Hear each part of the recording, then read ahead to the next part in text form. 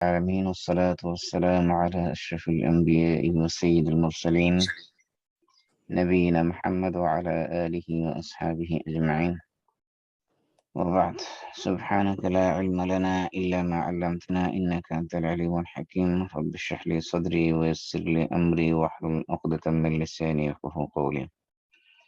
اللهم علمنا ما ينفعنا وانفعنا بما علمتنا وزدنا علما نافعا। আলহামদুলিল্লাহ, আমরা হজ এবং হজ সংক্রান্ত আয়াতগুলো আলোচনা করতেছিলাম সূরা বাকারা থেকে। তো আমরা অনেকেই আপনারা হজ করেছেন, হজের মৌলিক বিধিবিধান জানা আছে। তারপর আমি সংক্ষেপে 5-10 মিনিটের মধ্যে একটা ব্রিফ আগে ডিসক্রিপশন দিয়ে তারপরে বিস্তারিত মাসালা যাবো, তাহলে আপনাদের বুঝতে সহজ হবে। ইনশাআল্লাহ। জাযাক।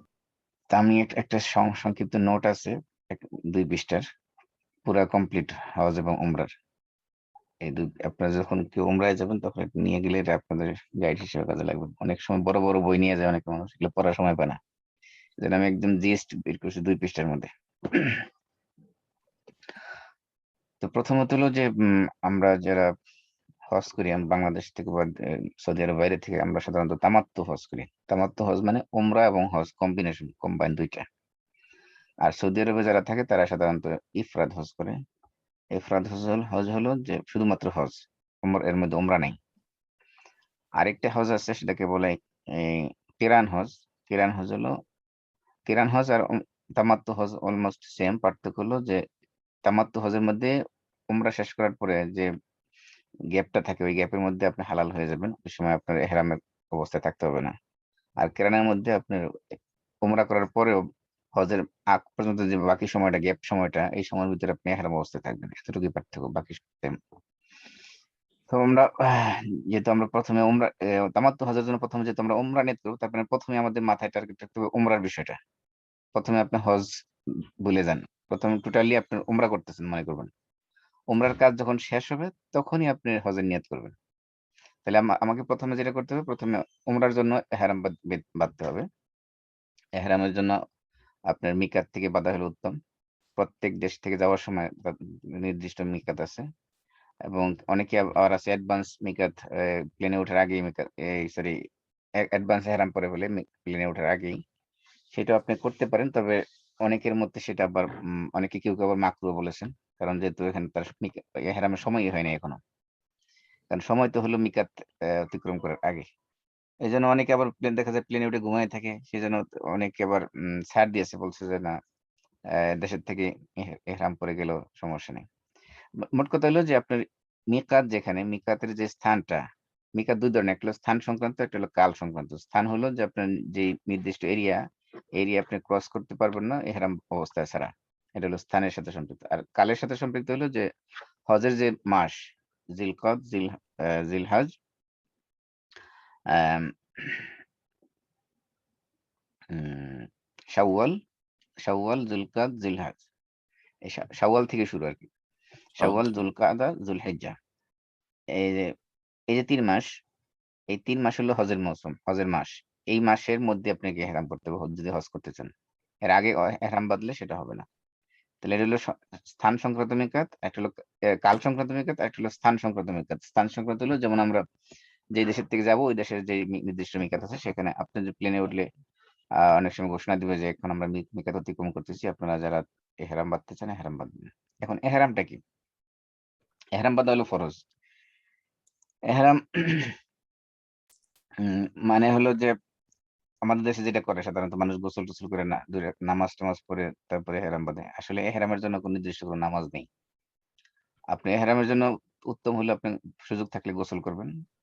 গোসল করে আপনি গোসল করলে তো আলাদা উজু করা দরকার নেই।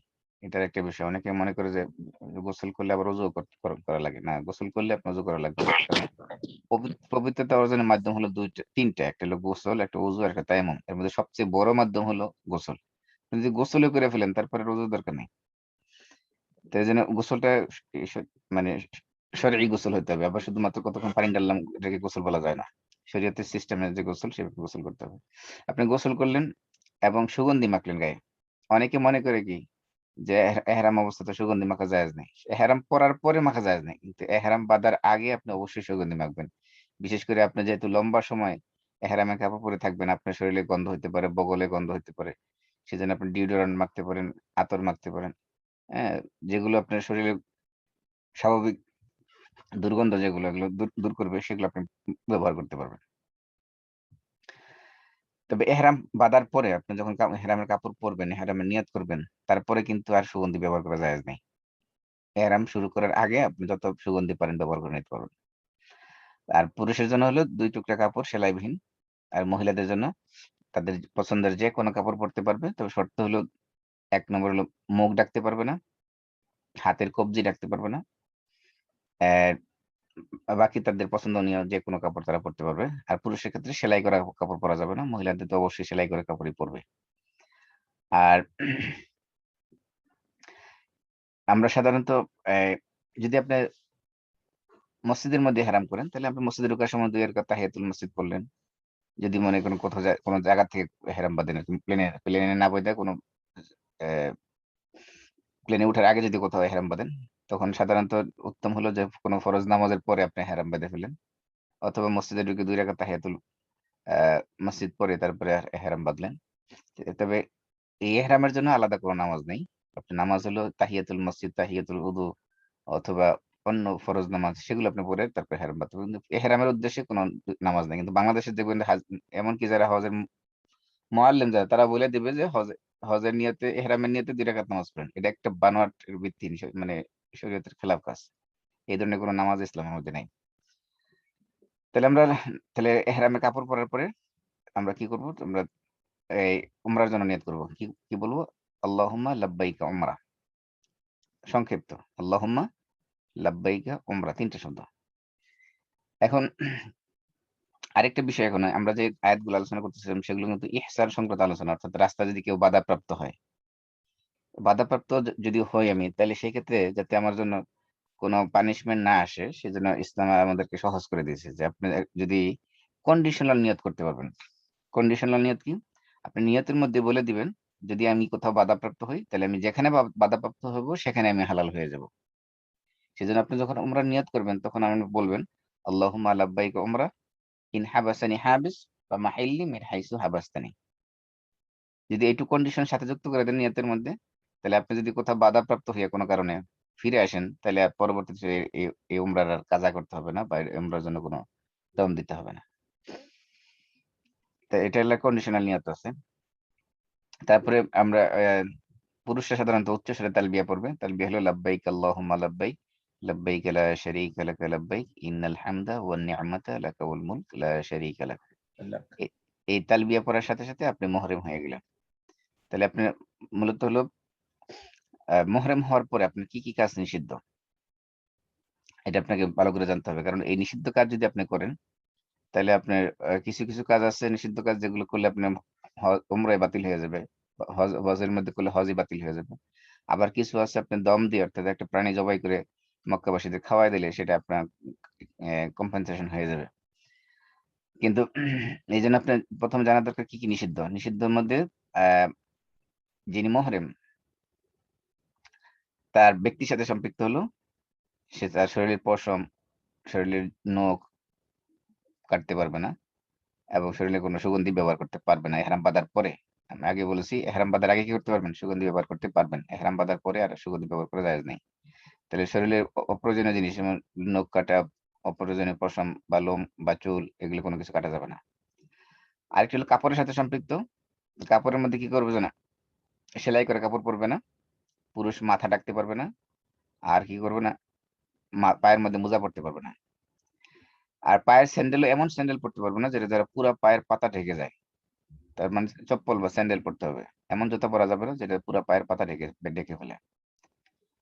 এটা হলো অ্যা তার পোশাকের সাথে সম্পৃক্ত। তাহলে একটা হলো ব্যক্তির সাথে সম্পৃক্ত, ২ নম্বর হলো পোশাকের সাথে সম্পৃক্ত, ৩ নম্বর হলো অন্য জিনিসের সাথে সম্পৃক্ত। অন্য জিনিসের মধ্যে সম্পৃক্ত বলতে ইহরাম বাঁধার পরে সে কোন স্থলচর কোন প্রাণী, স্থলচর প্রাণী যেগুলো গোশত খাওয়া জায়েজ, এমন কোন প্রাণী সে শিকার করতে পারবে না, এটা হারাম। এবং অ্যা আর ২ টা জিনিস নিষিদ্ধ হলো যে বিয়ে সংক্রান্ত। মানে বিয়ের আগ পড়ানো যাবে না, নিষিদ্ধ। বিয়ের প্রস্তাব দেওয়া যাবে না, তাও নিষিদ্ধ। এমনকি স্ত্রীর সাথে মিলন করা যাবে না, সেটা অবশ্যই সবচেয়ে জঘন্য কাজ। হজের অবস্থায় সবচেয়ে কঠিন শাস্তি যে যে কাজের জন্য দেওয়া আছে সেটা হলো হজ অবস্থায় স্ত্রীর সাথে মিলন করা। এগুলো হলো সম্পূর্ণ নিষিদ্ধ কাজ। এখন হজের অবস্থা আপনি কিছু জিনিস আছে যেগুলো আপনার জানা দরকার, যে এই কাজগুলো জায়েজ, কিন্তু আমরা অনেকে জায়েজ মনে করি না, মানে না না জানার কারণে আর কি।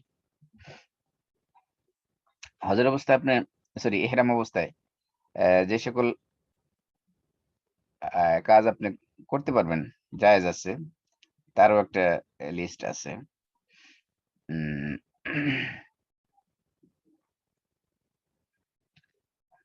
জায়েজের লিস্টের মধ্যে আছে যেমন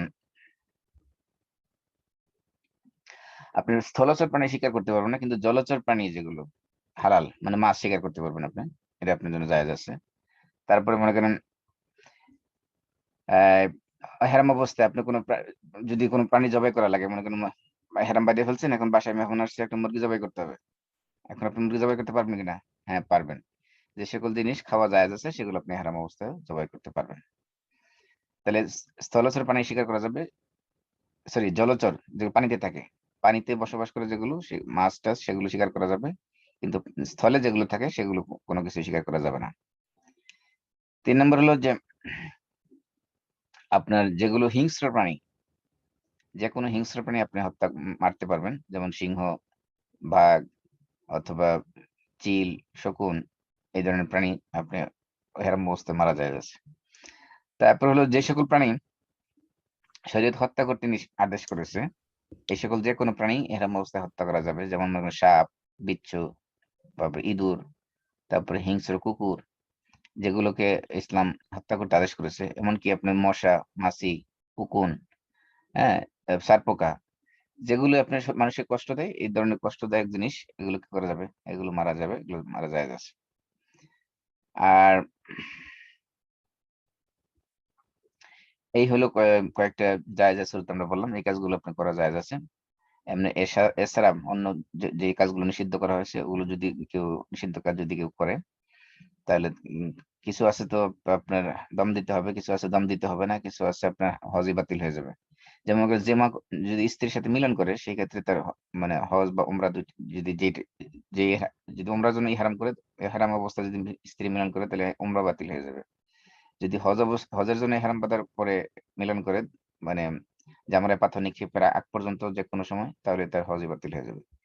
এই জন্য আরেকটা জিনিস আছে, আরেক ধরনের নিষিদ্ধ কাজ আছে যেগুলো করলে কোনো কিছু কাফারা দিতে হবে না। যেমন মনে করেন কেউ যদি ইহরাম বাঁধার পরে বিয়ে করে ফেলে, অথবা বিয়ের প্রস্তাব দেয়, এই জন্য তাকে কোনো কাফারা দিতে হবে না, যদিও সে নিষিদ্ধ কাজ করছে, এই কারণে সে গুনাহগার হবে। এবং উম, বিয়ে হবে না, বিয়ে বাতিল হয়ে যাবে। আরেক ধরনের আর যেগুলো বাকি যেগুলো আছে নিষিদ্ধ কাজ, সেগুলোর জন্য একটা করে দম দিয়ে দিলে হবে। দম মানে যে কোনো একটা বকরি জবাই করে মক্কাবাসীদের মধ্যে বিতরণ করে দিলে হবে। এই হলো আহ আর আর কিছু কাজ, আর কিছু বিষয় আছে, যেমন আপনি তৈল ব্যবহার করতে পারবেন, তবে সেখানে এই সুগন্ধিযুক্ত তৈল ব্যবহার করবেন না। মানে যেমন যেহেতু সুগন্ধি ব্যবহার করা যায় না, এবং তৈল ব্যবহার করলে সেই তেলের মধ্যে সুগন্ধিযুক্ত তৈল হতে পারবে না। যেমন বাংলাদেশে যেমন গন্ধরাজ আছে না, এই ধরনের কোনো সুগন্ধিযুক্ত তেল ব্যবহার করতে পারবে না। তারপরে উম সাবানও তাহলে একই অবস্থা না? হ্যাঁ, সাবানের ক্ষেত্রেও আপনি যখন সুগন্ধিযুক্ত সাবান ব্যবহার করবেন না, নর্মাল সাবান ব্যবহার করবেন। তারপরে আরেকটা জিনিস আপনার জানা দরকার, যে আপনি এহরাম অবস্থায় আপনি গোসল করতে পারবেন, এহরামের কাপড় চেঞ্জ করতে পারবেন। অনেকে মনে করে যে কি, যেই কাপড় পরছে এটা পরে মানে সব সারাক্ষণ থাকতে হবে না। আপনি এহরাম পরার পরে আপনি যদি প্রয়োজন মনে করেন যে আপনার কাপড়ে গন্ধ হয়ে গেছে, বা কাপড় আপনার নাপাকি লাগছে, আপনি কাপড় গোসল করে আবার আবার গোসল করার পরে সেলাই করে কাপড় পরবেন না, গোসল করার পরে আবার আরেক সেট নতুন এহরামের কাপড় পরতে হবে। আপনি এহরাম অবস্থায় গোসলও করতে পারবেন, কোনো সমস্যা নেই। তারপরে হলো আপনার এহরাম অবস্থায় আমরা ঢুকলাম, এখন আমাদের প্রথম কাজ কি? প্রথম কাজ হলো আমাদের তাওয়াফ করা। তাহলে আমরা মসজিদে হারামে ঢুকবো।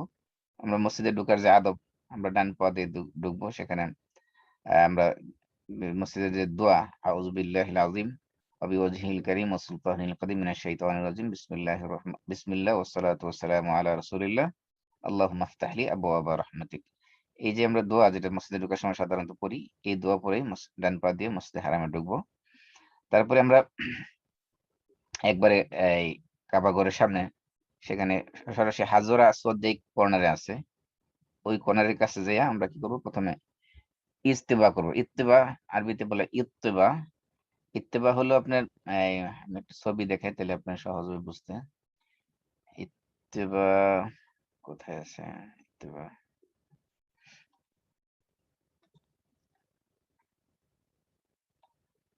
এই যে আপনার ছবি দেখতে পাচ্ছেন? এহরামের ছবি দেখা যাচ্ছে। হ্যাঁ, এখানে এই যে দেখেন, এই যে ডান হাতের নিচ দিয়া চাদরটা নিয়ে বাম কাঁধের উপর ফেলে দেওয়া, এটাকে আরবিতে বলা হয় কি? ইত্তেবা। ইত্তেবা। অর্থাৎ ডান হাতটা খালি থাকবে, বাম হাতটা কি থাকবে? ঢাকা থাকবে। এইভাবে এহরাম পড়তে হবে। নিচের অংশ তো আপনি লুঙ্গির মতোই পড়বেন, উপর অংশে খেয়াল রাখতে হবে। উপর অংশে আপনি ডান হাতে বগলের নিচ দিয়ে নিয়ে চাদরটা কি করতে হবে? বাম কাঁধের মধ্যে রাখতে হবে। এভাবে এটাকে বলে ইত্তেবা। এভাবে এহরাম পড়তে হবে। এই যদি আপনার আহ এই তাওয়াফ শুরু করার আগ পর্যন্ত আপনি নরমালি গায়ে চাদর যেরকম দেন এভাবে দিয়ে রাখতে পারবেন, কিন্তু যখন আপনি তাওয়াফ শুরু করবেন তখন কি হবে?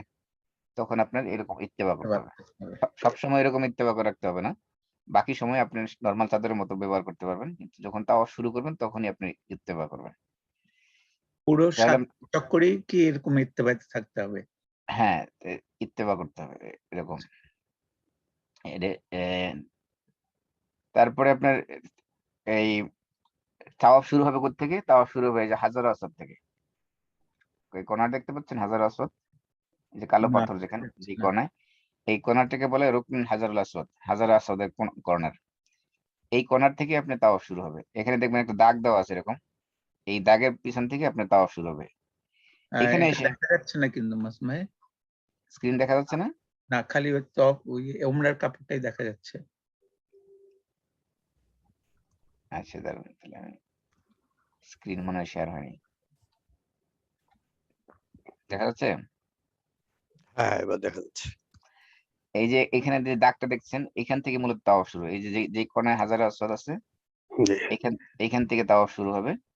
এবং এখানে আপনি যদি ডান দিকে তাকান, এখানে দাঁড়ায় ডান দিকে তাকালে দেখবেন যে এখানে লাইট লাইট এরকম লাইট দেওয়া আছে, গ্রিন লাইট দেওয়া আছে। এই যে এখানে লেখা আছে তাওয়াফ স্টার্ট অথবা বিদায়াত তাওয়াফ, আরবিতে লেখা আছে, যে উর্দুতে লেখা আছে শুরু তাওয়াফ। এরকম লাইটিংও দেখতে পাবেন। এবং যদি আপনি দোতলায় বা তিনতলায় তাওয়াফ করেন মসজিদের ভিতর দিয়ে, তাহলে এরকম লাইট, গ্রিন লাইট দেখতে পারবেন। মানে এখান থেকে তাওয়াফ শুরু আর কি। জি। হ্যাঁ, তাহলে এখান থেকে আমরা তাওয়াফ শুরু করবো। তাওয়াফ শুরু করার সময় কি কি কাজ করব? তো আমরা তাওয়াফ শুরু করব। প্রথমে বিসমিল্লাহি আল্লাহু আকবার বলে হাজার আসওয়াদ, যদি সম্ভব হয় আমরা হাজার আসওয়াদ চুম্বন দেব। চুম্বন দেওয়ার পরেই তাওয়াফ শুরু করবো। যদি চুম্বন দেওয়া শুরু সম্ভব না হয়, তাহলে হাজার আসওয়াদ দিকে হাতে ইশারা করে বিসমিল্লাহি আল্লাহু আকবার বলে কি করব? আমরা তাওয়াফ শুরু করবো। তাহলে আমরা যখন তাওয়াফ শুরু করতে, কাবা ঘর আমাদের কোন দিকে থাকবে? ডান দিকে না বাম দিকে? বাম দিকে। এখানে খেয়াল করেন, আপনি যদি এখান থেকে তাওয়াফ শুরু করেন, এখান থেকে হাঁটা শুরু করেন, এদিকে ঘুরে আসেন, তাহলে এখান থেকে আপনি রওনা দিচ্ছেন, তাহলে আপনার কাবা ঘর কোন দিকে আছে? আপনার হাতের বাম দিকে। বাম দিকে। বাই দিকে। এই কাবা ঘর বাম দিকে রেখে, এই যে এটাকে বলে মাকাম ইব্রাহিম, আপনি এদিক দিয়ে তাওয়াফ শুরু করবেন যেখান থেকে সুযোগ হয়। অবশ্যই আপনি এখন তো ভিড়ের কারণে আপনার হজের সময় তো কাছাকাছি দিয়ে সুযোগ হয় না, অনেক সময় দোতলা তিনতলায় যে আপনি তাওয়াফ করতে হবে। তো আপনি যেখানেই তাওয়াফ করেন না কেন, দোতলায় করেন তিনতলায় করেন, সব জায়গায় এরকম ইশারা দেওয়া থাকবে যে কোন জায়গা থেকে তাওয়াফ শুরু। স্টার্টিংটা গুরুত্বপূর্ণ, এখান থেকে আপনার তাওয়াফ শুরু করতে হবে। তারপরে আপনার আমরা এই তাওয়াফের চলাকালীন সময়ে আপনি যে কোনো দোয়া, দুনিয়ায় যত কিছু আপনার চাওয়ার আছে পাওয়ার আছে, দুনিয়া এবং আখিরাত সব কিছু আপনি চাইতে পারবেন, দোয়া করতে পারবেন। তবে স্পেশাল কোনো দোয়া নাই, শুধু একটাই মাত্র দোয়া আছে, সেটা হলো আপনার এই তাওয়াফের মধ্যে। কিন্তু বাংলাদেশে যত হজ গাইড আছে দেখবেন যে বলা আছে যে প্রথম তাওয়াফে এই দোয়া পড়বেন, দ্বিতীয় তাওয়াফে এই দোয়া পড়বেন, তৃতীয় তাওয়াফে এই দোয়া পড়বেন। এগুলো এক সবগুলো ভিত্তিহীন, বানোয়াট। তাওয়াফের মধ্যে দোয়া হলে একটাই, সেটা হলো এটাকে বলে, এখানে প্রত্যেকটা কর্নারে, কাবারের 4টা যে কর্নার, প্রত্যেকটা কর্নারের নাম আছে। এই কর্নারটা যেহেতু হাজার আসওয়াদ, এই জন্য এটাকে বলে রুকনুল হাজার আসাদ, হাজার আসাদের কর্নার। আর এর আগের যে কর্নারটা যেটা, এটাকে বলে রুকনুল ইয়ামানি, মানে ইয়ামান যেহেতু এদিকে দক্ষিণ দিকে, এই জন্য এই কর্নারটাকে বলে রুকনুল ইয়ামানি। তো এই রুকনুল ইয়ামানি থেকে আপনি যখন হাজার আসাদ পর্যন্ত আসবেন, এই যে জায়গাটা, এতটুকুর মধ্যে আপনি শুধুমাত্র কি করবেন, রব্বানা আতিনা ফিদ দুনিয়া হাসানা ওয়া ফিল আখিরাতি হাসানা ওয়া কিনা আযাবান নার। এই দোয়াটা শুধু কোরআনের আয়াতের, অর্থাৎ এটা দোয়া এবং কোরআনের আয়াত, এই দোয়াটা শুধু এইটুকুর মধ্যে পড়বেন। এছাড়া বাকি যত জায়গা আছে পুরা তাওয়াফের সময় আপনি আপনার মনের মতো ইচ্ছা মতো আপনি দোয়া করেন। বাংলায় করতে পারেন, আরবিতে করতে পারেন, উর্দু, ফার্সি, ইংলিশ যা জানেন আপনি সব ভাষায় করেন, সমস্যা নেই। কিন্তু আপনার মনে রাখতে হবে যে কোরআন হাদিস দ্বারা প্রমাণিত দোয়া হলো একটাই, সেটা হলো কি রুকনুল ইয়ামানি থেকে হাজার আসাদ পর্যন্ত রাব্বানা আতিনা পড়তে হবে। বাকি যত পুরা তাওয়াফে, 7 তাওয়াফের বাকি সব প্রত্যেক তাওয়াফে কিন্তু এটা পড়তে হবে। প্রত্যেক তাওয়াফে আপনার এই রুকনুল ইয়ামানি থেকে হাজার আসাদ পর্যন্ত রব্বানা আতিনা পড়বেন। তার মানে 7 বারই রব্বানা আতিনা ফিদ দুনিয়া পড়বেন। আর বাকি সময় আপনি দোয়া, দুরূদ, তাসবিহ, তাহলিল যত কিছু আছে আপনি পড়তে পারবেন, কোনো সমস্যা নেই। তাহলে আমাদের প্রথম কাজ হলো তাওয়াফ, 7 তাওয়াফ যখন শেষ হবে আমরা কি করব, আমরা 2 রাকাত নামাজ পড়বো।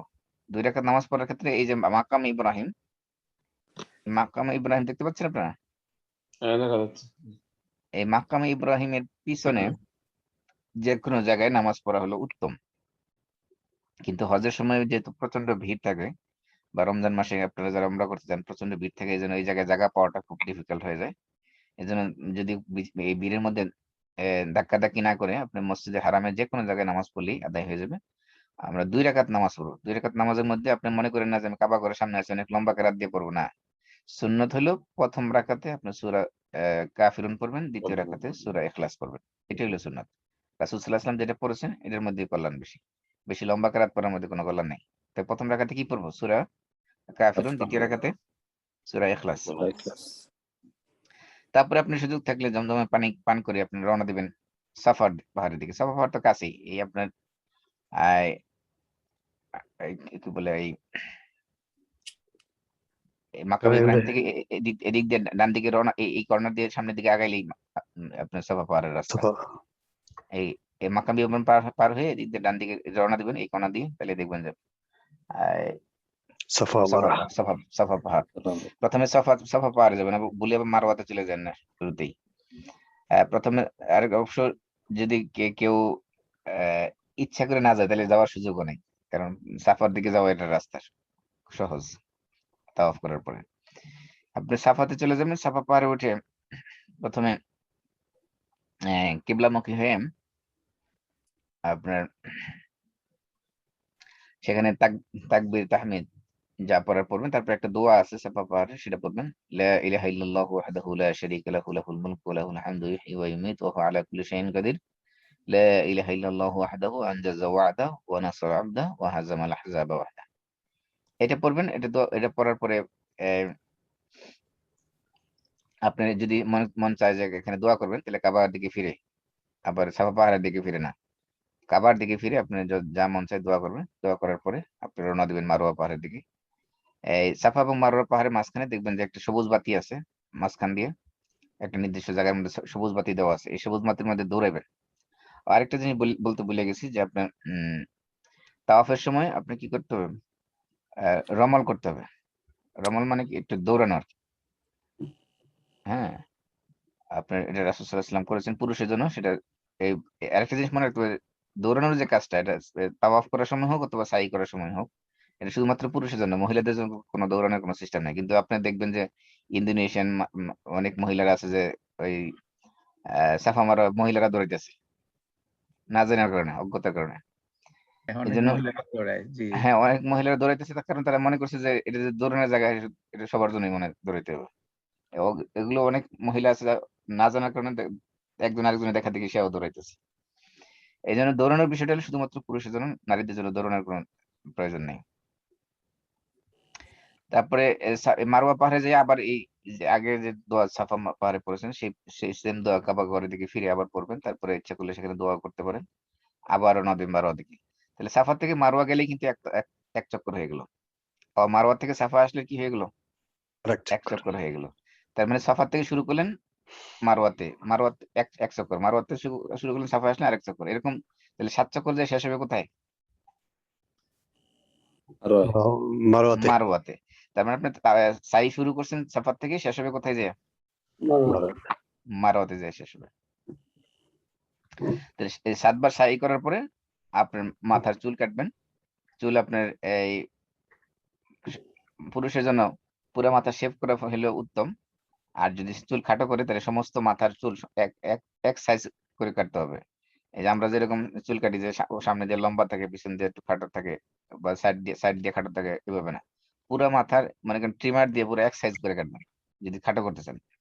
আর সবচেয়ে উত্তম হলো কি করা, মাথার চুল একেবারে মুন্ডন করে ফেলা। রাসূল সাল্লাল্লাহু আলাইহি ওয়াসাল্লাম যারা মুন্ডন করতেন তাদের জন্য 3 বার দোয়া করেছেন। এই জন্য মাথা মুন্ডন করা। আর মহিলাদের ক্ষেত্রে মাথার চুল খাটো করবে না, মানে মুন্ডন করবে না, এবং পুরা মাথা একসাথে খাটো করবে না, বরং চুলের মাথা ধরে আঙ্গুলের এই মাথা পরিমাণ এতটুকু পরিমাণ চুল কেটে ফেললে যথেষ্ট। মানে চুলের লম্বা চুল, তো লম্বা চুল ধরে চুলের মাথা থেকে এক এক আঙ্গুল পরিমাণ কেটে ফেললেই ওমরা হয়ে গেল। এই হলো ওমরার কাজ শেষ। তাহলে ওমরার কাজ মৌলিক কি? এহরাম, তাওয়াফ, তাওয়াফের পরে 2 রাকাত নামাজ, তারপরে সাই, তারপরে চুল কাটা। এই তো ওমরার কাজ শেষ। ওমরা কিন্তু মৌলিক কাজ এই কটাই। উমরার কাজ যখন আপনি শেষ করবেন, তারপরে কি করবেন? তারপরে আপনি যদি মনে করেন আপনার জিলহজ জিলকদ মাসে আপনি চলে গেছেন, জুলকাদা জুলহিজ্জা। হজের কাজ তো শুরু হবে জিলহজের কয় তারিখে? 8 তারিখে। জি। অথবা আপনি জিলহজ মাসের 1 তারিখে চলে গেছেন, এখন 1 তারিখে যাই আপনি প্রথম দিনে উমরা করে ফেলছেন, এখন তো বাকি আছে আপনার আরো 7 দিন। এই 7 দিন কি করবেন? আপনি যখন মাথা চুল মুন্ডন করে ফেলছেন, আপনি এখন থেকে হালাল হয়ে গেছেন। হালাল হয়ে গেছেন মানে কি, এখন এতক্ষণ আপনার জন্য যে নিষিদ্ধ কাজগুলো ছিল এখন আর কি নেই। এখন আর কোনো কিছু নিষিদ্ধ নেই, এখন আপনি স্বাভাবিক জীবন যাপন করবেন। আপনি যা ইচ্ছা সব, আগে যা নিষিদ্ধ ছিল, স্ত্রী মিলন সহ যত কাজ নিষিদ্ধ ছিল সবগুলো এখন হালাল হয়ে গেছে। এখন যদি আপনার স্ত্রীর সাথে থাকে, আপনার স্ত্রীর সাথে স্বাভাবিক জীবন যাপন করতে পারবেন, কোনো সমস্যা নেই। যদি তামাত্ম নিয়ত করি, তাই না? হ্যাঁ, তামাত্তু করেন আর যাই করেন, যদি শুধু উমরার জন্য যান তাও হালাল, তামাত্তুর জন্য গেলেও হালাল। যদি কিরানের জন্য করলে আবার হালাল হবে না। কিরান তো আমি বললাম যে কিরান আমরা সাধারণত করে না, কিরান যেহেতু একটু কষ্টকর কাজ, সেই জন্য অনেকে কিরান করে না। যদি কিরান করে তাহলে সে হালাল হবে না। এই উমরা করার পরেও তাকে এহরাম অবস্থায় থাকতে হবে। এজন্য কেরান হজ অনেকটা কঠিন। কেরান হজ সাধারণত তামাত্তু হজ কি মানুষ উত্তম হজ মনে করে আর কি।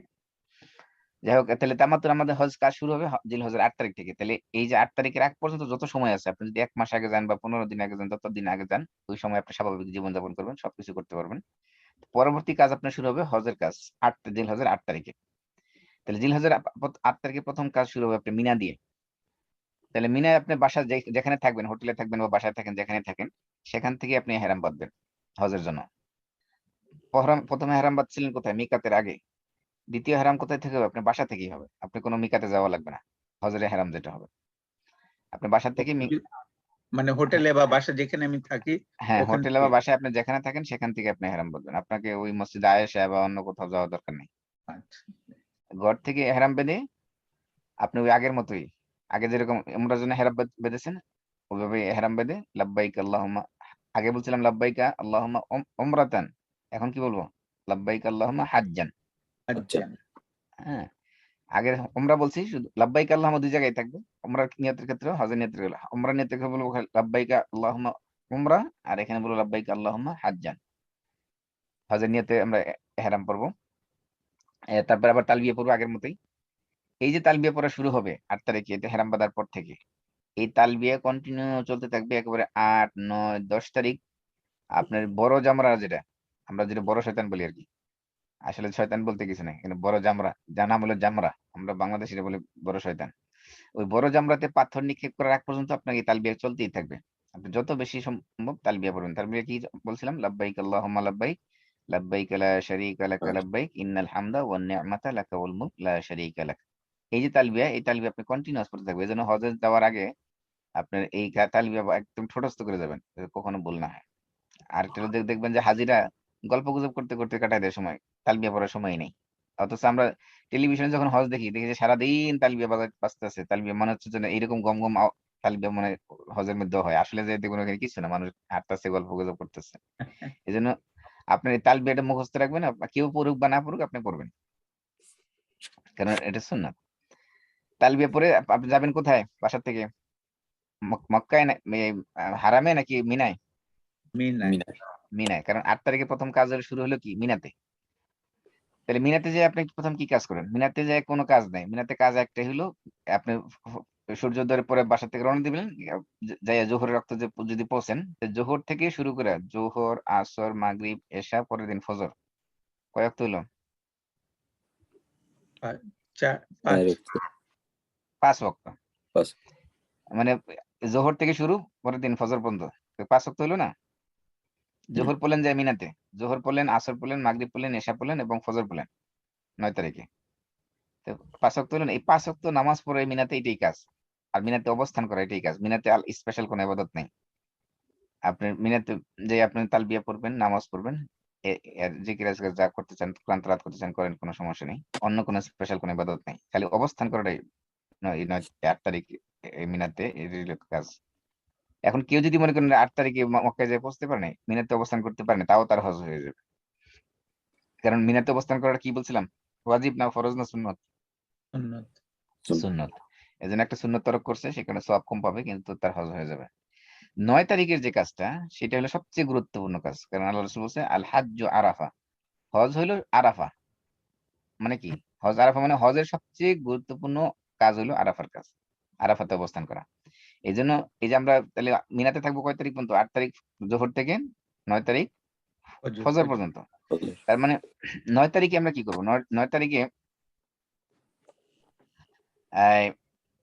সূর্য ওঠার পরে আমরা রওনা দেব মিনা থেকে কোন দিকে? আরাফার দিকে। আরাফাত। তাহলে সূর্য ওঠার পরে যে আমরা রওনা দেই, তাহলে আমরা পৌঁছতে পৌঁছতে সেখানে কি হয়ে যাবে? জোহরের রক্ত হয়ে যাবে, জোহর। ঠিক কিনা? তাহলে আরাফায় পৌঁছে আমরা জোহরের রক্তেই কি পড়বো? জোহর এবং আসরের নামাজ দুইটি একসাথে আদায় করে ফেলবো। কোন রক্তে? জোহরের রক্তে না আসরের রক্তে? জোহর। জোহরের রক্তে, মানে অ্যাডভান্স জমা করবো, অ্যাডভান্স কম্বাইন করে ফেলবো। তাহলে জোহরের রক্তে যদি আমরা জোহর এবং আসর পড়ে ফেলি, তার মানে এখন থেকে এই এই আরাফায় পৌঁছার পরে এই প্রথম যে নামাজ পড়লাম, এরপর থেকে এশার নামাজের আগ পর্যন্ত আর কি নেই, কোনো নামাজ নেই, আর কোন নামাজ নেই। কারণ কি? কারণ আসর তো পড়ে ফেলছি। আর মাগরিব পড়বো যায় কোথায়? মুজদালিফায় যায়। তাহলে মানে আরাফাতে আর কোনো নামাজ নেই। আরাফাতে নামাজ হলো শুধুমাত্র জোহর আর আসর, জোহর রক্ত পড়ে ফেলতে হবে। তারপরে আরাফার দিনে দোয়া কি? আরাফার দিনে দোয়া হলো লা ইলাহা ইল্লাল্লাহু ওয়াহদাহু লা শারীকা লাহু লাহুল মুলকু ওয়া লাহুল হামদু ওয়া হুয়া আলা কুল্লি শাইইন কাদির। এটি আরাফার দোয়া, আর কোনো দোয়া নেই। এই আরাফার দিনের যে এই দোয়া যত বেশি পারেন পড়বেন।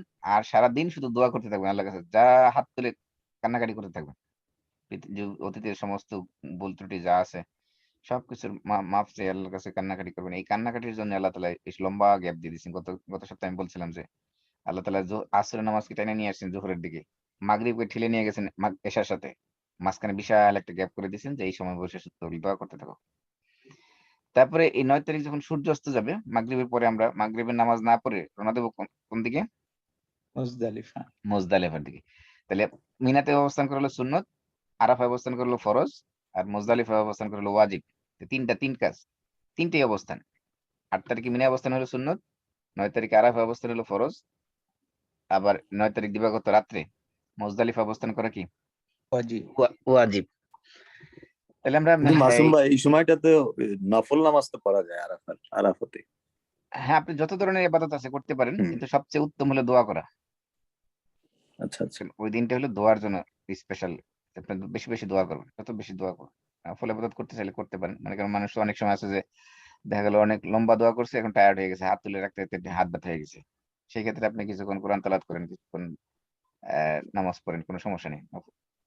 করতে চাইলে করতে পারেন। কিন্তু আরাফার দিনে দোয়া ছাড়া অন্য কোনো ইবাদত আল্লাহ রাসূল থেকে সাব্যস্ত হয়নি। রাসূল সাল্লাল্লাহু আলাইহি ওয়াসাল্লাম দোয়া ছাড়া অন্য কোনো ইবাদত করছেন বলে কোনো প্রমাণ পাওয়া যায় না। যেহেতু পুরা হাজটাই হলো রাসূলকে অনুসরণ করে। আল্লাহ রাসূল বলছে তোমরা আমার কাছ থেকে কি করো? হজের মানাসিক শিক্ষা গ্রহণ করো। যেমন নামাজের উপর বলছে সল্লু কামা রাআইতুমুনি উসাল্লি, তোমরা আমাকে যেভাবে নামাজ পড়তে দেখো সেভাবে নামাজ পড়ো। ঠিক তেমনি ভাবে হজের ব্যাপারে বলছে খুযু আন্নী মানাসিকাকুম, তোমরা আমার কাছ থেকে হজের ইবাদত সমূহ তোমরা শিখে নাও। আমাদের হজের কার্যাবলী আমার কাছ থেকে শিখে নাও। তো রাসূল যেভাবে করছেন সেভাবে করা হলো সবচেয়ে উত্তম। যাই হোক, তো মুজদালিফায় যে আমরা যেহেতু মাগরিবের পরে রওনা দিব আরাফাত থেকে, সূর্য ডুবার পরে, সূর্য ডুবার পর্যন্ত আরাফাতে অবস্থান করতে হবে। সূর্য ডুবার পরে মানে আরাফাত থেকে মুজদালিফার উদ্দেশ্যে রওনা দেব। তো মুজদালিফায় পৌঁছে তো অবশ্যই এশা রক্ত হয়ে যাবে তখন। তো এশা রক্তে প্রথমে কি পড়বো আমরা? মাগরিব পড়ব। এশা রক্তে প্রথম মাগরিব পড়বো, তারপরে এশা মাগরিব। পড়বো। এশা দুইটাই কম্বাইন করবো এখানে। তো এশার নামাজ পড়ে মাগরিব এশা পড়ার পরে সেখানে আর কোনো ইবাদত নাই, কোনো দোয়া নাই, কোনো নফল নামাজ নাই, কোনো কোরআন তেলাওয়াত নাই, কোনো জিকির আজকার নাই, শুধু ওইখানে ঘুমায় থাকা, অবস্থান করা। এই অবস্থান করাটাই ইবাদত। কোনো ধরনের জিকির আজকার সেখানে আল্লাহ রাসূল থেকে সাব্যস্ত হয়নি। এই নামাজগুলো তো কসর হবে না? হ্যাঁ, অবশ্যই কসর হবে। আপনি আরাফাতেও কসর, মুজদালিফায় কসর। আপনি যেহেতু মুসাফির, অবশ্যই কসর করবেন। হুম। তাহলে এই যে মুজদালিফায় ইবাদত কি? মুজদালিফায় কোনো ইবাদত নাই। মুজদালিফার ইবাদত হলো শুধুমাত্র নামাজ পড়ে কি করা? বিশ্রাম নেওয়া। এই বিশ্রাম নেওয়াটাই হলো ইবাদত। তারপরে ফজর নামাজ সেখানে মুজদালিফায় পড়বেন। মুজদালিফার থেকে ছোট ছোট পাথর সংগ্রহ করবেন। এগুলো আমরা পরে 10 তারিখে যে রাত শেষ হলে তো 10 তারিখ। 10 তারিখে। হ্যাঁ, 10 তারিখে প্রথম বড় জামারাতে যে পাথর নিক্ষেপ করতে হবে, ওই পাথরগুলো কি করবো? আমরা মুজদালিফা থেকে সংগ্রহ করে নিয়ে আসবো।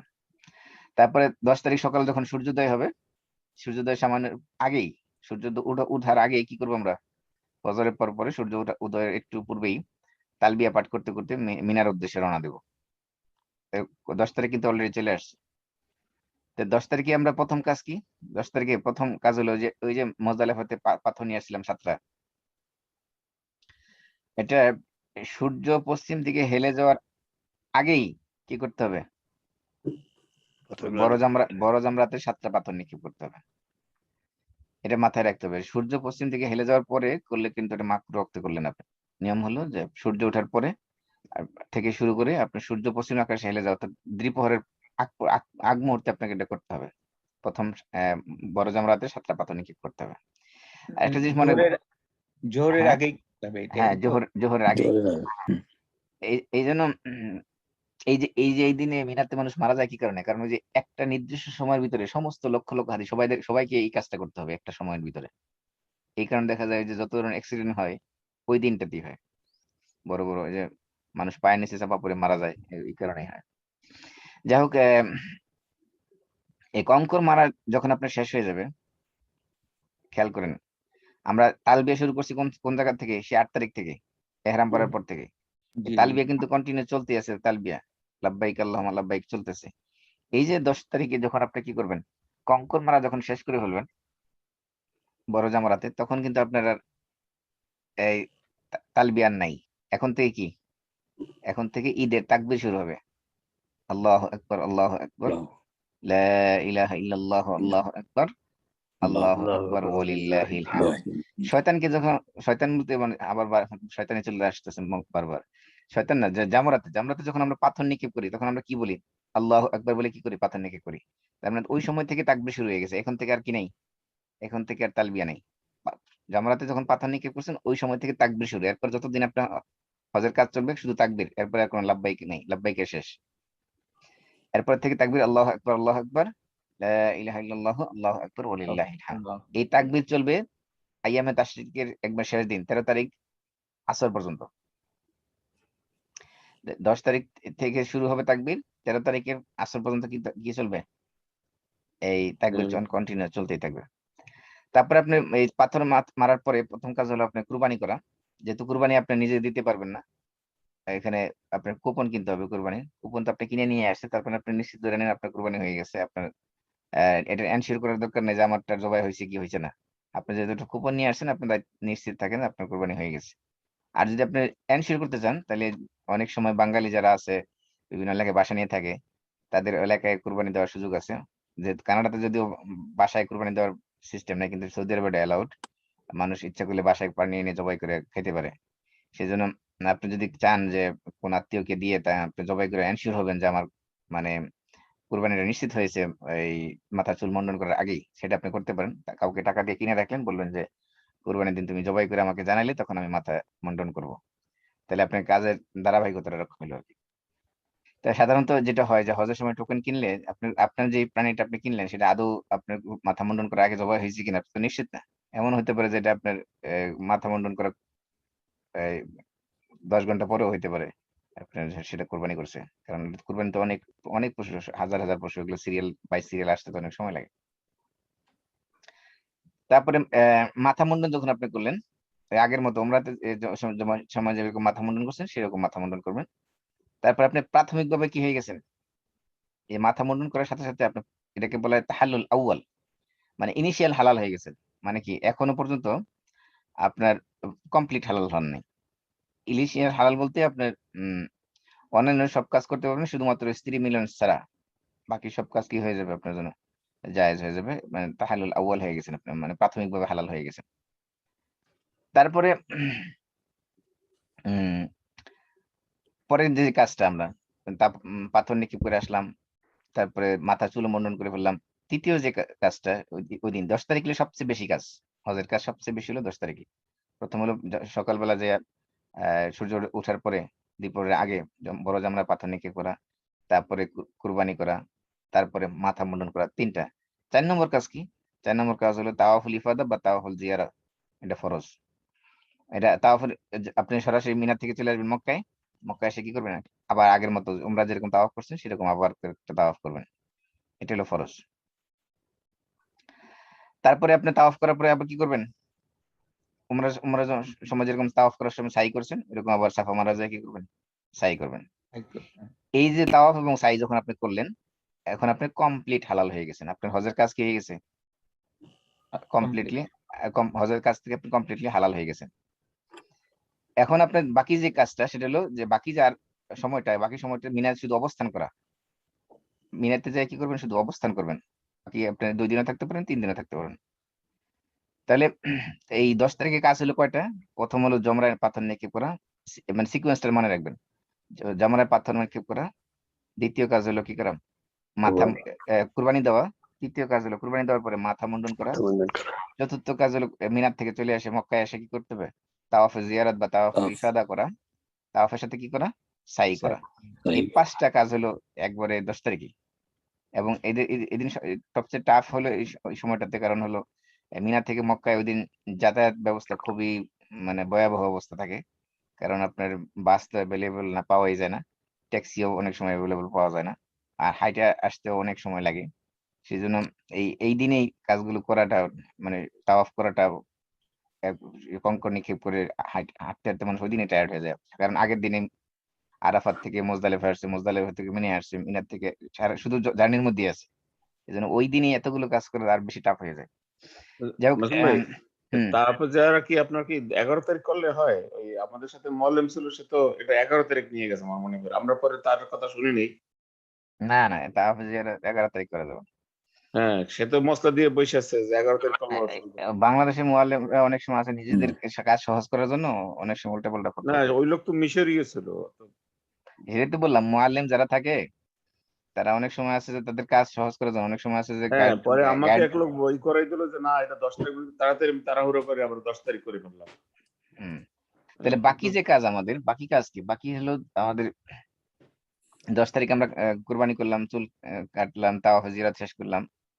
যদি আপনি করে না থাকেন ওগুলো 11 তারিখে, মানে 10 তারিখে, এই চুল কাটা, কুরবানি দেওয়া, চুল কাটা, তাওয়াফ জিরাত করা, এটা জায়েজ আছে, কিন্তু আপনার উত্তম হলো কি 11 10 তারিখে তারিখ করতে পারেন, জায়েজ আছে, কিন্তু উত্তম হলো কোনটা, 10 তারিখে এটা উত্তম হলো 10 তারিখ করে। আপনি যেখানে উত্তম করার সুযোগ আছে আপনি সেখানে জায়েজের মধ্যে যাবেন। না, কিন্তু তারা এটা করে চালায় মুশকিল হলে যে। কিন্তু 10 তারিখে আমরা কি রাত্রে মানে কিন্তু আরবি তো মাস তো সন্ধ্যার সময় শুরু হয়, আমাদের কি না মাগরিবের নামাজ আগে করতে হবে না মাগরিবের নামাজ পরে পড়লে হবে? না, আপনি ওই 10 তারিখে যে সারাদিন যে কোনো সময় করলেই হলো। মিডনাইটের আগে করলেই হবে। হ্যাঁ সেটাই। তবে যদি আপনি 10 মনে করেন 10 তারিখে যদি আপনি মিসিং হয়ে যায়, 10 তারিখে আপনি কুরবানি করতে পারলেন না, চুলও কাটতে পারলেন না, তাওয়াফ জিয়ারত কোনোটাই করতে পারলেন না, তাহলে আপনার জন্য অপশন আছে, আপনি 11 তারিখে করতে পারবেন। কিন্তু 11 তারিখে করলে এটা জায়েজ হবে, এটা উত্তম হলো না, কারণ আপনি রাসূলের সুন্নত কি করছেন, আপনি সুন্নতের খেলাফ কাজ করছেন। ডিভাইড হয়ে গেল। হ্যাঁ, এটা আপনি জায়েজ আছে, করতে পারবেন, কিন্তু এটা তাহলে আপনি এই যে যদি আপনি তাওয়াফ করে ফেলেন, তাওয়াফ সাই করে ফেলেন 10 তারিখেই, তাহলে আপনি পরবর্তী কাজ কি, পরবর্তী কাজ আবার চলে যেতে হবে কি মিনায়। তো মিনায় যেয়ে আপনি অবস্থান করতে হবে 11 তারিখ 12 তারিখ। তাহলে 11 12 এই যে আমরা আয়াতের মধ্যে পড়ছিলাম না যে ব্যক্তি 2 দিনের মধ্যে শেষ করলো তার জন্য কি নাই, কামান তাআজ্জালা ফি ইয়াওমাইনি ফালা ইসমা আলাইহি, তার জন্য কোনো গুনাহ নাই। ওমান তাআখারা ফালা ইসমা আলাইহি লিমান ইত্তাকা। আর যে ব্যক্তি বিলম্ব করলো তার জন্য কোনো গুনাহ নাই। তাআজ্জালা ইয়াউমাইন, 2 দিনের মধ্যে তাড়াহুড়া করলো মানে কি? মানে 11 তারিখ 12 তারিখের মধ্যেই শেষ করে ফেলবে। মিনাতে পাথর নিক্ষেপ করে কি করলো? চলে আসলো, আসতে পারে। আর যদি মনে করেন আমি 13 তারিখও থাকবো, তাহলে যদি মনে করেন 12 তারিখের সূর্যোদয়ের পরে যদি সে সেখানে থাকে মিনাতে, তাহলে তাকে 13 তারিখও থাকতে হবে। কিন্তু যদি 12 তারিখে সূর্যোদয়ের আগে যদি মিনার থেকে রওনা দিয়ে দেয়, তাহলে আর 13 তারিখে থাকতে হবে না। এখানে 3 দিন মিনে অবস্থান করতে হবে, 11, 12 এবং 13। যদি কেউ 12 তারিখ সূর্যোদয়ের আগে মিনার থেকে চলে আসে, তাহলে তার জন্য যথেষ্ট, 13 তারিখ না থাকলেও চলবে। কিন্তু কেউ যদি 12 তারিখ সূর্যোদয়ের পরে মিনাতে থাকে, তাহলে তাকে 13 তারিখেও অবস্থান করতে হবে। তাহলে এই দিন আমরা কি করবো? এই 3 দিন 11, 12, 13 প্রত্যেক দিন 21টা করে পাথর নিক্ষেপ করবো। প্রত্যেক জামারাতে 7টা করে, বড় জামারায় 7টা, মধ্য জামারায় 7টা এবং ছোট জামারায় 7টা। 3 7 কয়টা? 21টা, 21টা। 3 দিন যদি 21টা করবে তাহলে কয়টা?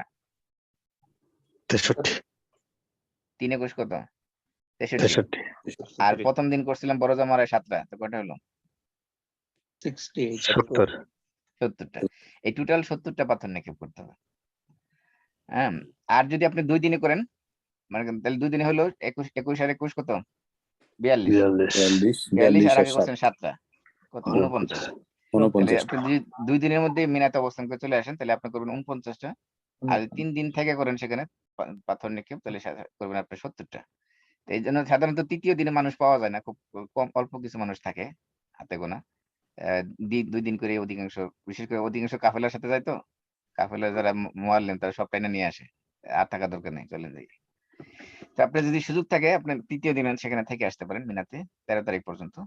এর মাধ্যমে আপনার হজের কাজ কি হয়ে গেল? শেষ হয়ে গেল। এবার আসি আমরা আমাদের যে মাসআলাগুলো বলছিলাম এই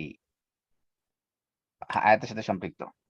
যদি আমাদের সময় সংক্ষিপ্ত, আমি সংক্ষেপে বলে দিচ্ছি, তারপরে আমার একটু বলে দিচ্ছি।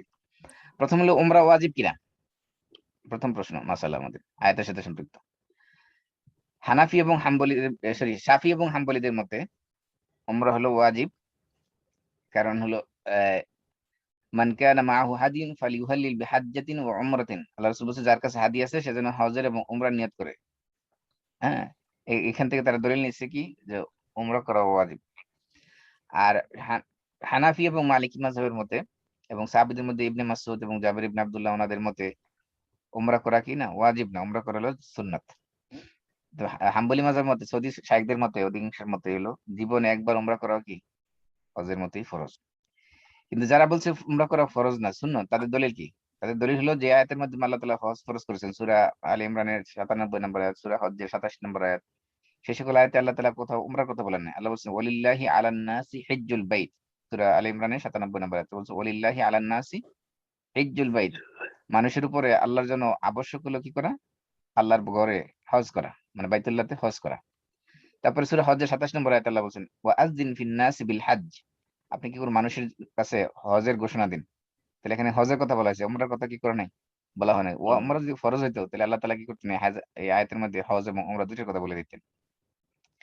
এজন্য আরেক হাদিসে আছে আল হাজ্জু জিহাদুন ওয়াল উমরাতু তাতাওউন, হজ হলো জিহাদ আর উমরা হলো নফল। তাহলে স্পষ্ট যে উমরা কিনা, উমরা ফরজ না, উমরা হলো সুন্নাত।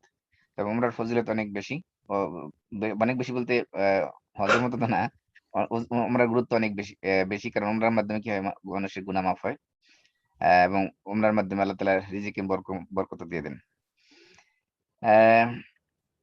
আরেকটা দলিল হলো যে জাবের ইবনে আব্দুল্লাহ রাদিয়াল্লাহু তাআলা থেকে বর্ণিত হাদিসে আসছে, এক ব্যক্তি রাসূল সাল্লাল্লাহু আলাইহি ওয়াসাল্লামকে উমরা সম্পর্কে জিজ্ঞাসা করছে, উমরা কি ওয়াজিব কিনা?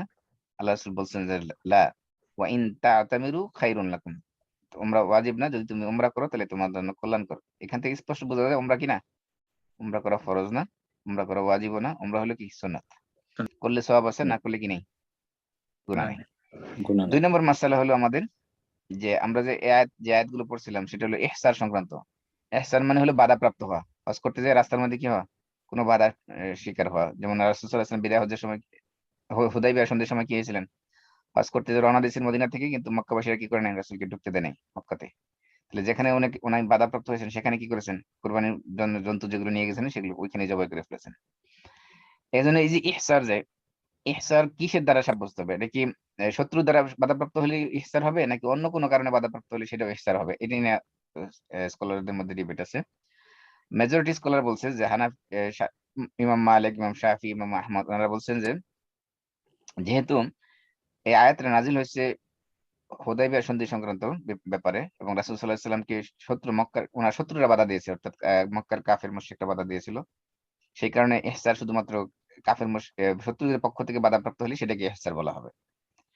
হ্যাঁ, আর হানাফি মাযহাব মতে যে কোনো কারণে কেউ যদি বাধাগ্রস্ত হয় বা হজ বা উমরা করতে, সেটাকে ইহসার ধরা হবে।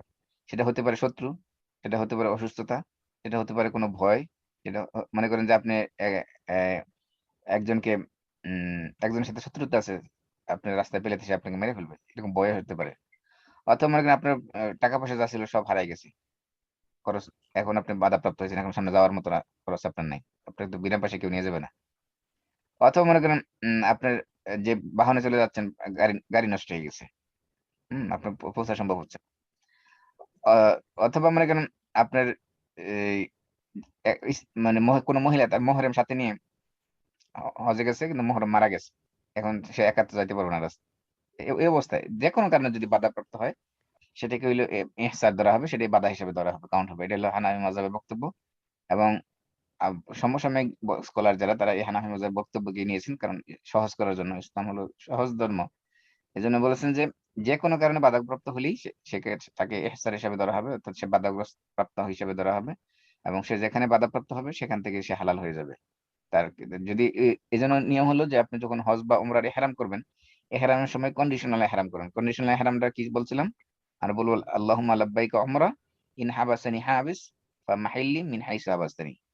এই যে এই শেষে একটু অ্যাড করে দিবেন, ইন হাবাসানি হাবিস ফামাহিল্লি মিন হাইসু হাবাসতানি। এটুকু যদি অ্যাড করে দেন, তাহলে আপনি কন্ডিশনাল নিয়ত করলেন। কন্ডিশনাল নিয়ত করলেন মানে কি? আপনি বাধাগ্রস্ত হলে সেখানে আপনি হালাল হয়ে যাবেন, আপনি উমরা কন্টিনিউ করবেন না বা হজ কন্টিনিউ করবেন না। এই কন্ডিশনাল নিয়ত যদি আপনি করেন, তাহলে আপনাকে এই যদি রাস্তায় বাধাপ্রাপ্ত হন কোনো কারণে, তাহলে আপনাকে কোনো ক্ষতিপূরণ দিতে হবে না, কোনো দম দিতে হবে না, বা কোনো ধরনের বদলি হজ করতে হবে না, বা বদলি উমরা করতে হবে না। কিন্তু কন্ডিশনাল যদি নিয়ত না করেন, তাহলে আপনাকে বদলি উমরা বা বদলি হজ করতে হবে সেই ক্ষেত্রে। এই জন্য সবচেয়ে নিরাপদ হলো আপনি যখন হজ বা উমরার জন্য নিয়ত করবেন, নিয়তের ভিতরে এই কন্ডিশনটা ঢুকাই দিবেন, আল্লাহুম্মা লাব্বাইকা উমরা ইন হাবাসানি হাবিস ফামাহিল্লি মিন হাইসু হাবাসতানি। এই তারপরে নিয়তটা কি উচ্চারণ করে বলতে হবে নাকি মনে হ্যাঁ, মনে অন্য হ্যাঁ, উচ্চারণ করে হজের বলতে? হজের নিয়ত হলো একমাত্র নিয়ত যে এই যত ইবাদত আছে সমস্ত ইবাদতের নিয়ত হলো মনে মনে। হজের জি। নিয়ত হলো একমাত্র নিয়ত যেটা মুখে উচ্চারণ করে বলতে হবে, কারণ রাসূল সাল্লাল্লাহু আলাইহি ওয়াসাল্লাম বলছেন। আর কোন নিয়ত, অন্য কোন ইবাদতের নিয়ত রাসূল মুখে উচ্চারণ করে বলছেন বলে কোনো প্রমাণ পাওয়া যায় না, শুধুমাত্র হজের ক্ষেত্রেই ব্যতিক্রম। হ্যাঁ, গুরুত্বপূর্ণ প্রশ্ন করছেন, এটা তো আমি ভুলেই গেছিলাম। তারপরে হলো আমাদের মাসআলা হলো, যদি কেউ বাধাপ্রাপ্ত হয় হজের নিয়ত করে বা উমরার নিয়ত করে যাওয়ার পরে, তো সেক্ষেত্রে সে কি করবে? আমরা এই আয়াতের মধ্যে পাইছি সে কি করবে? সে একটা প্রাণী, কুরবানির পশু যেটা সাথে নিয়ে গেছে, সেটা কি করবে? সে জবাই জবাই করবে। করবে। কিন্তু এখন তো মানুষ পশু নিয়ে যায় না সাথে, এই ক্ষেত্রে কি করবে? সেক্ষেত্রে এই ক্ষেত্রে তার তো প্ল্যান আছে যে একটা পশু জবাই দিবে, সেটা সে জবাই দিয়ে দিল, হ্যাঁ, তাহলে হয়ে গেল। আহ এখন কথা হলো যে পশু জবাই দিবে যে যেই জায়গায় বাধাপ্রাপ্ত হয়েছে সেই জায়গায় জবাই দিবে, নাকি হারামের ভিতরে যেয়ে দিতে হবে, এটা নিয়ে ডিবেট আছে। হানাফি মাযহাবে বলছে যে না, আহ, হারামের ভিতরে ছাড়া জবাই দেওয়া যাবে না, হারামের ভিতরে নিয়ে কি করতে হবে? জবাই দিতে হবে। আর বাকি তিন মাযহাব বলছে যে না, যে কোনো যেখানে বাধাপ্রাপ্ত হয়েছে সেখানে কি করতে হবে? জবাই দিতে হবে। আর অধিকাংশ মেজরিটি স্কলার এটাই নিয়েছেন, জমহুর অর্থাৎ মেজরিটিদের বক্তব্য নিয়েছেন এই ক্ষেত্রে। আগের মাসালা যদিও মেজরিটি স্কলারদের বক্তব্য না নিয়ে আবু হানিফার বক্তব্যকে নিয়েছেন, কারণ কি এটাকে মানুষের জন্য দিনকে সহজ করে দেওয়া হয়েছে। আর এই ক্ষেত্রে মেজরিটি স্কলার বক্তব্য হলো যে শুধুমাত্র যেখানে বাধাপ্রাপ্ত হবে সেখানে এই ইয়ে করলে হবে, মানে পশু জবাই করে দিলে হবে। আর আবু হানিফার বক্তব্য হলো না, হারামের ভিতরে নিয়ে তারপরে জবাই করতে হবে। এই জন্য এই আবু হানিফার এই রায়কে অধিকাংশ গ্রহণ করেন নাই, কারণ যেহেতু রাসূল সাল্লাল্লাহু আলাইহি ওয়াসাল্লাম হুদায়বিয়ার সময় বাধাপ্রাপ্ত হয়ে যেখানে বাধাপ্রাপ্ত হয়েছেন সেখানে তিনি সেখানে জবাই দিয়েছেন, তো এটা তো প্রমাণ বোঝা যায় কি যে হারামের ভিতরে নিয়ে আসতে পারে জরুরি না, যেখানে বাধাপ্রাপ্ত হয়েছে সেখানে জবাই করলে কি হয়ে যাবে? আদায় হয়ে যাবে। তারপরে মাসালা হলো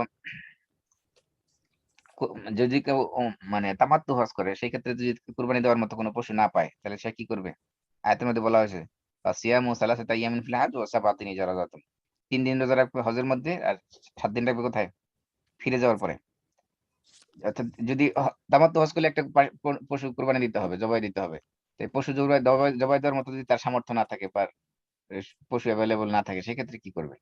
সেক্ষেত্রে সে 10টা রোজা রাখবে, 3টা রাখবে হজের মধ্যে আর 7টা রাখবে কোথায়? ফিরে আসার পরে। Yes. তাহলে এই যে হজের মধ্যে যে 3টা রাখবে, এই 3টা কখন রাখবে এই নিয়ে আবার মতভেদ আছে।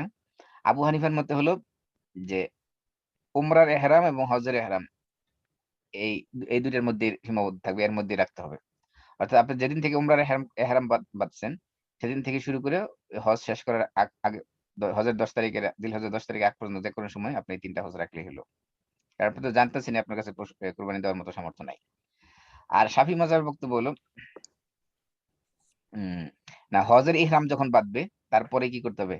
এই 3টা রোজা রাখতে হবে। তার মানে বোঝাতে যাচ্ছে যে তাহলে এই শাফি মাযহাবের বক্তব্য গ্রহণযোগ্য না, কারণ হজের ইহরাম বাঁধার পরে 3টা রোজা রাখা সম্ভব না, কারণ হজের ইহরাম তো বাঁধবে 8 তারিখে। তাহলে 8 তারিখ রোজা রাখলো, 9 তারিখ রাখলো, 10 তারিখ রোজা রাখা যায় যায়নি ঈদের দিন যেতে, তাহলে 3টা রোজা কেমনে রাখবে? এই জন্য হানাফিদের বক্তব্য এখানে যুক্তিসঙ্গত। সেটা হলো কি যে হজের মাস যে 3টা সেটা কি কি?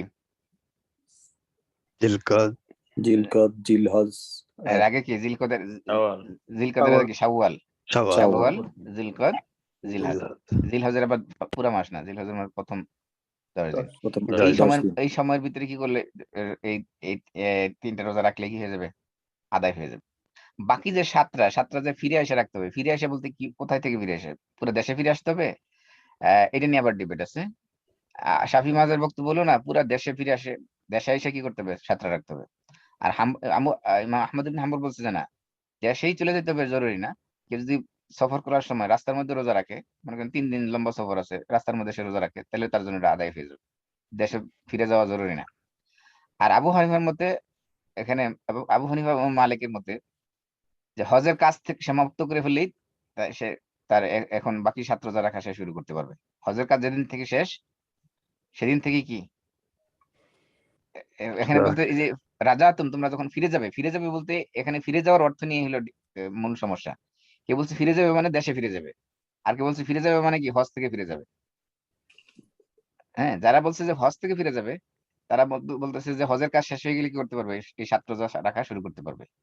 আবার যারা বলছে যে না ফিরে যাবে বলতে দেশে ফিরে যাবে, তারা বলছে না, দেশে যাওয়ার পরেই কি করতে হবে? 7 রোজা শুরু করতে হবে। তাই যাই হোক, আমাদের কাছে যেহেতু কন্ট্রোভার্সি এখানে আছে, সেজন্য সবচেয়ে নিরাপদ হলো কি দেশে এসে রাখাই হলো সবচেয়ে নিরাপদ, কন্ট্রোভার্সিতে আমরা না গেলাম। তাহলে এই যদি কুরবানি দেওয়ার সামর্থ্য না থাকে তাহলে আমরা হজের মধ্যে 3 রোজা রাখবো, দেশে এসে কয়টা রাখবো? 7টা। 7টা, শেষ এই মাসালা। তারপরে তামাত্তুর যে দম, এই দম দেওয়ার জন্য কিছু শর্ত আছে। মানে দম মানে কি? পশু জবাই কুরবানি। করা, কুরবানি। এর মধ্যে 5টা শর্ত আছে। 1 নম্বর হলো উমরা করতে হবে তারপরে হজ করতে হবে।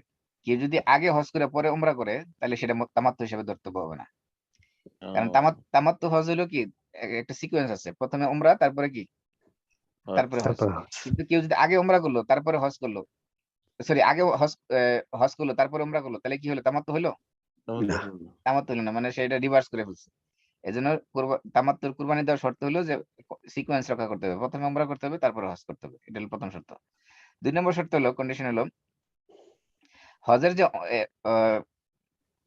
উমরার জন্য যে এহরাম বাঁধবে সে উমরার এহরামটা হজের মাসের মধ্যে হতে হবে। হজের মাস কোনটা শুরু?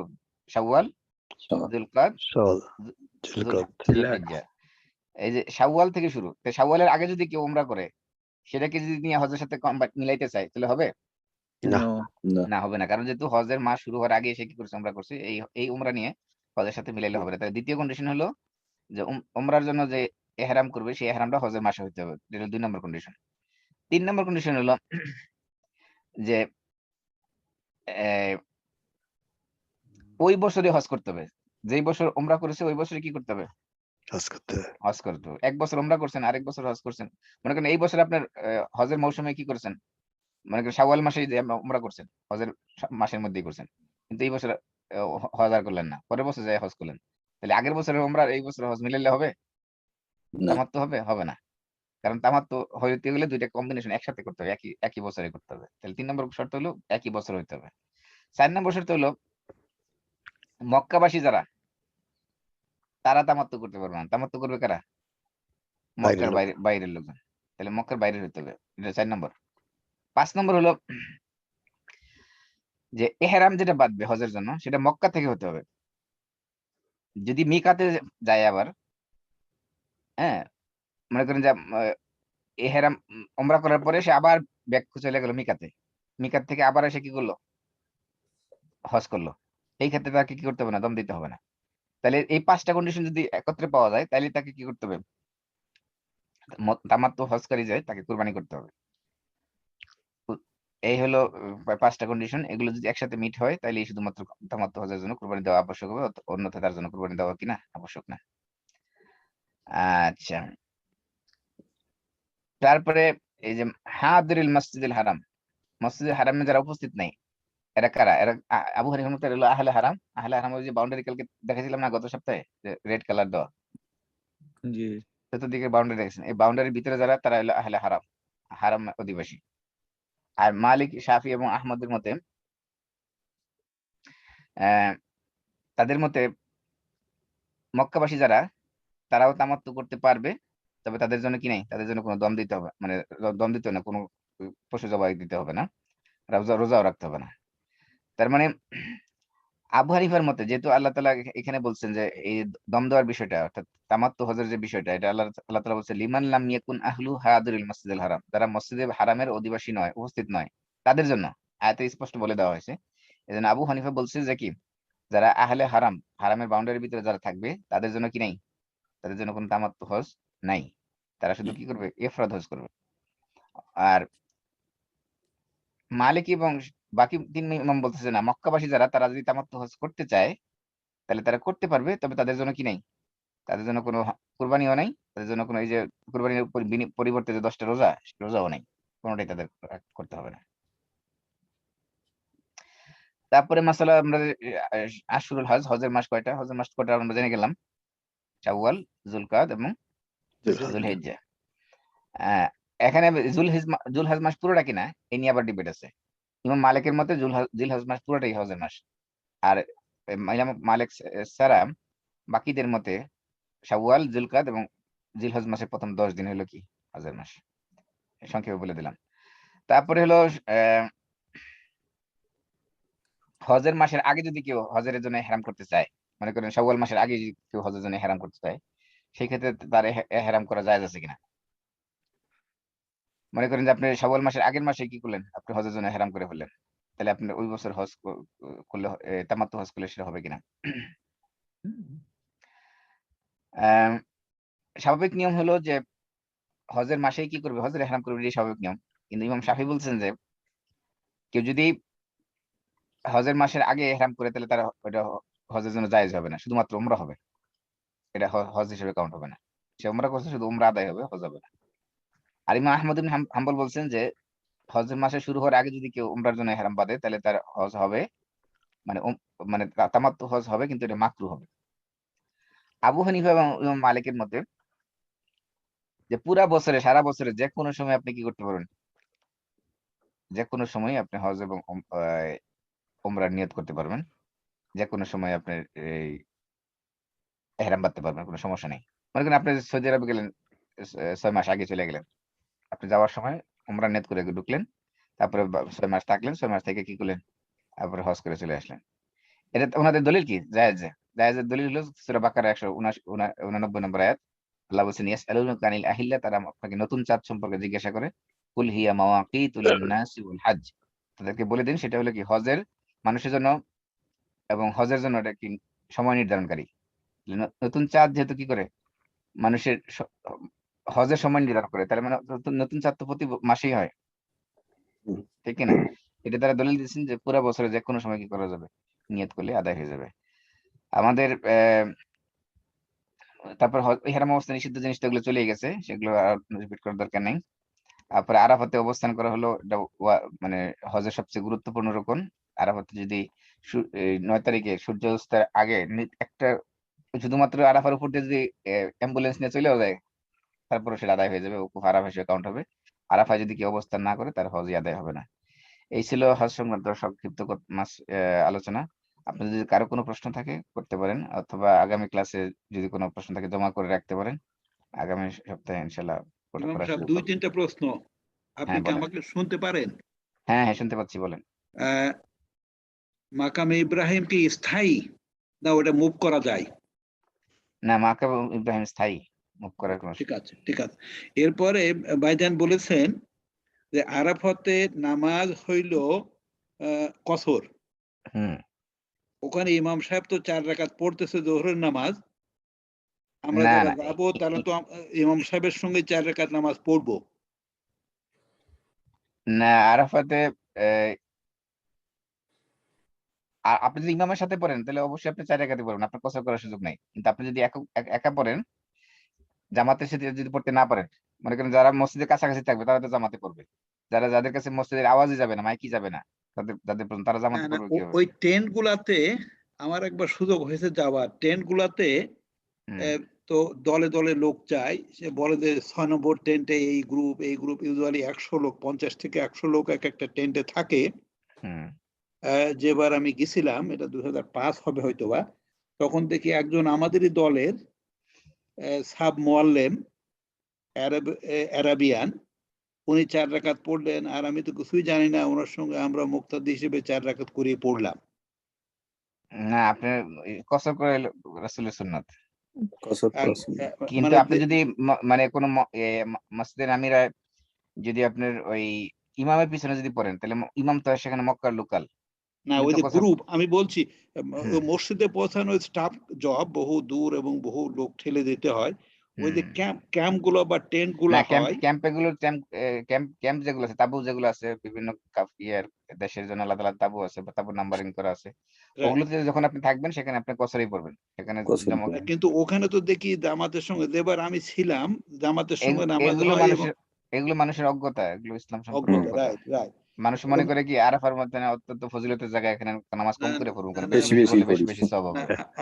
এটা হলো অজ্ঞতা। আপনার কথা অনেক সহজ করে দিচ্ছে।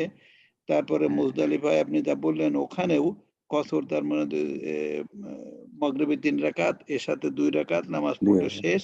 হুম তারপরে ঘুম। তারপরে হইলো আর একটা বেসিক প্রশ্ন, সেটা হইলো এহরাম পরে 8 তারিখে মিনাতে অবস্থান, হুম তারপরে 10 তারিখে জমুরাত থেকে ফিরে এসে মাথা মুন্ডানো এবং এহরাম খুলে ফেলা, এটা কি ঠিক? 10 তারিখে আপনার প্রথম বড় জামরাতে প্রথম সূর্য হেলে যাওয়ার আগে আপনার বড় জামরাতে 7টা পাথর নিক্ষেপ করবেন, তারপরে কুরবানি করবেন, তারপরে আপনার মাথা চুল মুন্ডন করবেন, তারপরে আপনি হালাল হয়ে যাবেন, এহরাম খুলে হালাল। ফেলবেন।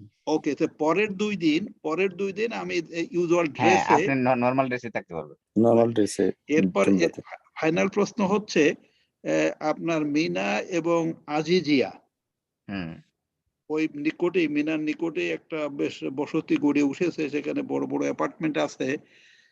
ওখানে মোয়াল্লেম সাহেবরা থাকার ব্যবস্থা করেন যে মিনাতে থাকার দরকার নেই, চলো আমরা আজিজিয়াতে অ্যাপার্টমেন্টে থাকি। হুম এটা কতটা সঠিক?